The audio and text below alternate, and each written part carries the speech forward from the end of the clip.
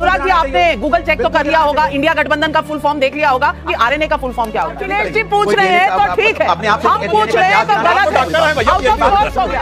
RNA का full form नहीं आता ना, आरएनए का फुल फॉर्म नहीं आता ना। आप मुझे बोले थे, मैं तो कह रहा हूँ ना, आपको एयर स्ट्रिप ही बनानी थी, आपको बनाने में ताकि गांव वालों को जलवा दिखाना पड़े। आरएनए और डीएनए के बारे में बोल तो दिया अखिलेश जी ने, कम से कम अपने लोगों को बता भेजना चाहिए था। आरएनए को रिबोन्यूक्लिक एसिड कहते हैं और डीऑक्सोरिबोन्यूक्लिक एसिड कहते हैं। अभी मैं आपसे पूछता हूँ, दिल्ली से लखनऊ के बीच का जो एक्सप्रेस है वो नेशनल हाईवे है कि स्टेट हाईवे? उसका नाम है national highway number 24। National highway central government बनवाती है, बताइए ना, सेंट्रल भाई साहब, वो नेशनल हाईवे है, स्टेट हाईवे नहीं है। इतने उत्तेजित हो जाएंगे तो 2027 तक सांस फूल जाएगी, सांस फूल जाएगी, पेट्रोल डीजल खत्म हो जाएगा। रुक जाइए, थाम बात आप। जय श्री राम। दोस्तों आज की ये डिबेट में हम देखेंगे कि समाजवादी पार्टी के प्रवक्ता अनुराग भदौरिया की नाविका कुमार ने तगड़ी वाली बेइज्जती कैसे की। भाई साहब ने सपने में भी नहीं सोचा था कि आज ऐसी बेइज्जती भी हो सकती है, वो भी नेशनल टीवी पर। आपको पता ही होगा कि अनुराग भदौरिया किसी भी डिबेट में दूसरे प्रवक्ताओं को बोलने नहीं देता और फालतू की बातों को लेकर शोर मचाता रहता है। इस बार भी ऐसा ही कर रहा था, पर नाविका कुमार ने श्रीमान जी से पूछ लिया, आपने गूगल चेक करके INDIA गठबंधन का फुल फॉर्म का मतलब पता कर लिया होगा, पर मैं आपसे पूछना चाहती हूँ कि RNA का फुल फॉर्म क्या होता है? भाई साहब को जैसे लकवा मार गया हो, काटो तो खून नहीं, ये हालत हो गई श्रीमान जी की। इतनी बड़ी बेइज्जती आज तक किसी प्रवक्ता की नहीं हुई होगी, वो भी नेशनल टीवी पर। बोलने लगे पहले ये तय कर दीजिए कि डिबेट में फुल फॉर्म पूछे जाएंगे। नाविका कुमार का बोलना था कि अखिलेश DNA की फुल फॉर्म पूछे तो वो सही, हम पूछे तो इल्जाम। ये क्या बात हुई? भदौरिया की शक्ल देखने लायक थी, मरता क्या नहीं करता। डिबेट को मोड़कर सैफई ले गया और बोलने लगा कि जब हमारी सरकार थी तब हमने सैफई में PGI हॉस्पिटल बनाया था, जहाँ सैफई के आसपास के कई गाँव के लोग अपना इलाज करने आते हैं। आपने क्या किया, एक एयरपोर्ट ही बनवा देते सैफई में, पर आपने ऐसा नहीं किया। मतलब भदौरिया को कुछ भी बोलना था ताकि उसके जो सवाल पूछे जा रहे हैं उनका जवाब ना देना पड़े। डिबेट में सुधांशु त्रिवेदी भी थे, जिन्होंने RNA और DNA दोनों की फुल फॉर्म बताकर और दोनों में क्या अंतर है ये बताते हुए समाजवादी पार्टी के साथ साथ भदौरिया को भी घेर लिया। दोस्तों डिबेट को आखिरी तक देखना, क्योंकि आखिरी में ही भदौरिया की इज्जत कैसे लूटी आपको पता चलेगा। चलो शुरू करते हैं इस मजेदार डिबेट को। पिक्चर चालू करो बे। अनुराग जी, आपने गूगल चेक तो कर लिया होगा, इंडिया गठबंधन का फुल फॉर्म देख लिया होगा। अब मैं वो सवाल नहीं पूछूंगी RNA का फुल फॉर्म क्या होता है, बता दीजिए। आजकल तो इसी पर एग्जाम है। बस हवा निकल गई। अब एक चीज समझ में नहीं आ रही है, पहले ये चीज तय कर लिया कीजिए कि आज जब डिबेट में आएंगे तो सबके फुल फॉर्म पूछे जाएंगे और हम कोई सार्थक चर्चा नहीं करेंगे। पूछ रहे हैं तो ठीक है, अपने आप से हम पूछ रहे हैं तो गलत है। आउट ऑफ कोर्स हो गया। अखिलेश जी DNA पूछ लें तो सब सही, सुधांशु जी मैंने पूछ लिया तो बस संविधान के खिलाफ हो गया। यही है संविधान का यहाँ पर पूरा खेल। आप चूंकि जिस राह पे तुम चल रहे हो बेटा, एक दिन पूरी तरह फंसोगे। कि आप डिबेट को सुन तो लीजिए, मुझे बोलने दीजिए, मुझे बोलने दीजिए। देखिए आप सुधांशु जी को बोलने देती पूरी देर तक, हम लोग बोलना शुरू होते तो आप अपना ज्ञान देने लगते, तो हमारा भी ज्ञान सुन लीजिए। सुधांशु जी सैफई, क्योंकि मैं आप हमें हटाना चाहते। सुधांशु जी ने सैफई की बात की, नहीं देखिए सैफई की बात की, एयर स्ट्रिप की। सुधांशु जी सैफई एयर स्ट्रिप की बात की आपने, तो मैं आपसे कहता हूं RNA का फुल फॉर्म नहीं आता ना, एयरपोर्ट में करना नहीं। RNA का फुल फॉर्म नहीं आता ना। आप मुझे बोलने दीजिए, मैं आपसे हाँ निवेदन कर रहा हूं, आप डिबेट को डिरेल मत कीजिए, डिबेट को डिरेल मत कीजिए। मैं अपने मुद्दे से नहीं हटूंगा, आप मुझे इधर से मत ले जाइए। मैं कह रहा हूं सुधांशु जी ने बोला कि सैफई में आपने एयर स्ट्रिप बनाई, मैंने बनाई, कर देते तो वहां पे इटावा, एटा, मैनपुरी, कासगंज, भिंड, मुरैना, एटा, सभी जगह, फिरोजाबाद, सभी लोग के जो बच्चे बाहर पढ़ते हैं, आते जाते लोग, उनको सुविधा मिल जाती।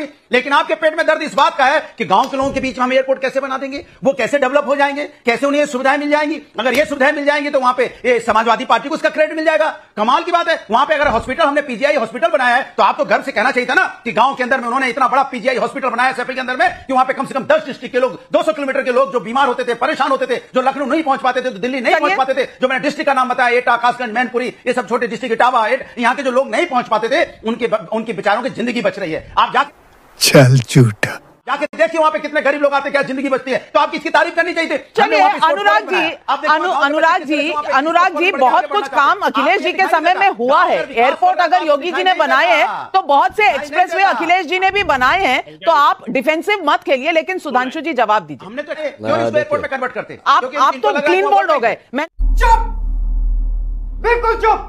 मैंने कहा कि एक्सप्रेसवे आपने बनाए हैं, तो आप इतना सत्ते में क्यों आ गए? एयर स्ट्रिप पे फिसल गए सर, एयर स्ट्रिप पे इनका जहाज फिसल गया और रनवे बाहर चला गया। जब मुलायम सिंह जी ने एयर स्ट्रिप बनवाई थी तब केंद्र में कांग्रेस की सरकार थी, उनके समर्थन से बनवाया था।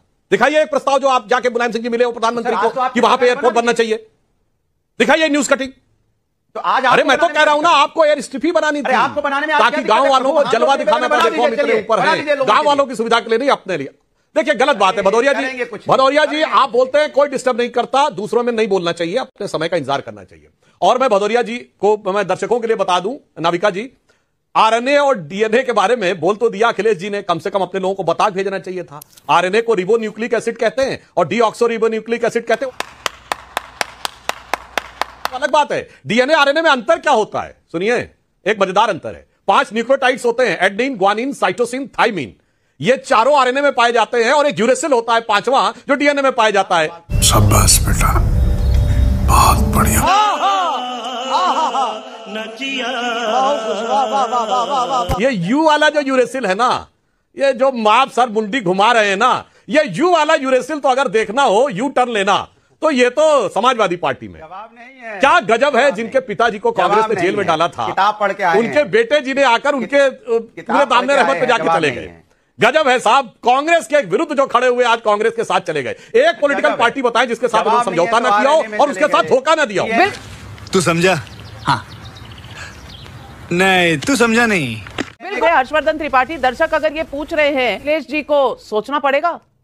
नहीं, निश्चित तौर पर सोचना चाहिए, क्योंकि अगर दर्शकों को याद है तो ये बड़ा अच्छा है कि वो स्मृति लोग के शिकार नहीं है। वो सब जानते हैं कि मुख्तार अंसारी के रहते गाजीपुर की जेल में क्या क्या होता था, तो ये लोगों के ध्यान में है। लेकिन मैं एक बात कह दूं, देखिए अनुराग भाई को एक बात थोड़ा ध्यान में रखना चाहिए, आप 2 तरह के आरोप नहीं लगा सकते।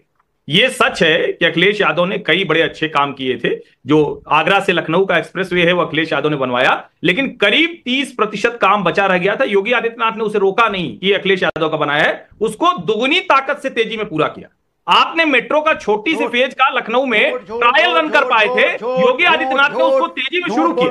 मैं ये कह रहा हूं डेवलपमेंट के काम में एक सरकार से सरकार में आगे जाए, जो काम अखिलेश यादव ने किया हो या मायावती ने किया उसको रोक दिया जाए, ये गलत है। अगर योगी आदित्यनाथ उसके आगे जा रहे हैं और 3 नए एक्सप्रेसवे बना दे रहे हैं, बुंदेलखंड बन गया, पूर्वांचल बन गया और गंगा एक्सप्रेसवे भी बन रहा है, तो उसको भी जरा सोचना चाहिए, उसकी भी बात करनी चाहिए। कम से कम इस मसले पर तो सही बोल दीजिए।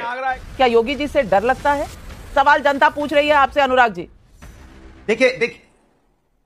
देखिए सुधांशु जी तो अपना झूठ बोल के निकल लिए, उनसे हमने पूछा एयरपोर्ट क्यों नहीं बनाए तो आए बाएं साएं बोल के निकल के भाग गए। एक बीजेपी के सपोर्टेड प्रवक्ता हैं, वो झूठ बोलना शुरू कर दिया। उन्होंने बोला कि एक्सप्रेस वे जो छूट गया था आगरा लखनऊ एक्सप्रेस जी के टाइम पे शुरू हुआ। ये दोनों लोग मिलकर जो कुछ बोल रहे हैं ना, पर ये झूठ बोल रहे हैं। उन्होंने यही सच, उन्होंने नहीं कहा कि योगी जी ने शुरू किया, उन्होंने कहा लास्ट का 30% योगी जी ने तेजी से बनाया। लेकिन सवाल जनता का आपसे है, सवाल जो जनता पूछ रही है वो क्यों नहीं जवाब दे रहे? 1 मिनट में एक बात नाविका जी, नाविका जी, कि बीजेपी के प्रवक्ता, ये झूठ क्या, कौन बोल रहा है? दूध का दूध पानी का पानी होता है। यही सच है। भदौरिया जी सुनिए, ये बताइए दिल्ली से लखनऊ के बीच का जो एक्सप्रेसवे है, चालू हो गया था, लोग चलने लगे। 1 मिनट, हमने अरे भाई सुनो, मैं भी जवाब दे रहा हूं।